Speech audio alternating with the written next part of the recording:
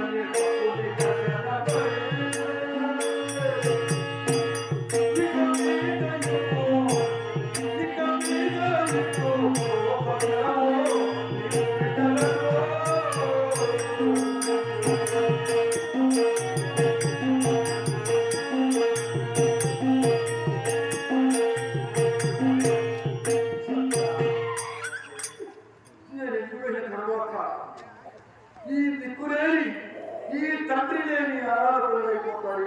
నీవే పెద్ద దిక్కు వారికి. మరి ఈ బాధలంతా ఎందుకు? నుంచి వాళ్ళిద్దరిని పంపించారు బకాసుడిగా బలిగా. కట్టుకొని కాలేదు వాళ్ళని. వాళ్ళ నాన్న రామావు అంటాడురా. అవునా? మళ్ళీ తీసుకొని వస్తాడు. సత్య మరి నీక ఈ ఊరు పెద్దలంతా ఎక్కడుంటే స్త్రీలకంతా నేను పురుషులకి న్యాయం చెప్తూ స్త్రీల యొక్క వివరాలంతా తెలుస్తూ పని పాటు వదిలేసి బిడ్డల్ని ఎక్కడెక్కడ వదిలేసి నీ పాటికి ఇళ్ళ మీద తిరుగుకుంటా వాళ్ళని ఆరాధన చేసే సత్య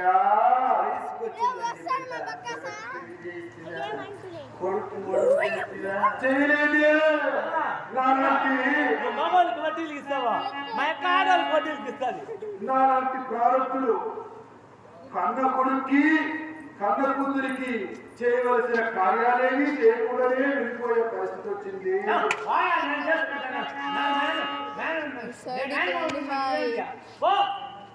కొడుకు బడుకో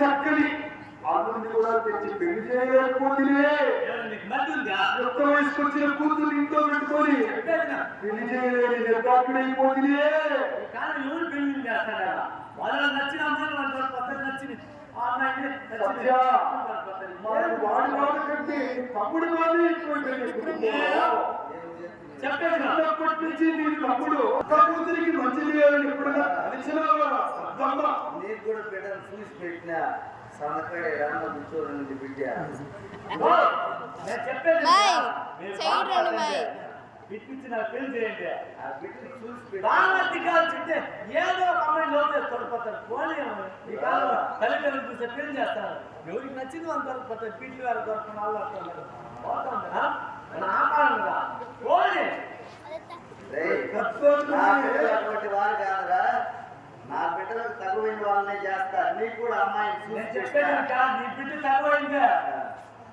చూసేవాళ్ళు తగవైన కాదు ఏదో ఒక మాత్రం వేసి ఎత్తిపోతారు నాకు మాత్రం తెలిసి నీ కూతురు ఎక్కసుకోవాలి ఇప్పుడు నీకు కూడా అమ్మాయిని చూసి పెట్టిన ఇక్కడ సన్నకాడ అట్టేసుకొని కూర్చొని నిందే అమ్మాయి లేచింది అది గ్రామం ఉంటుంది అమ్మాయిని తప్పకుండా రప్పించి నీకు పెళ్లి చేస్తాను చెప్పి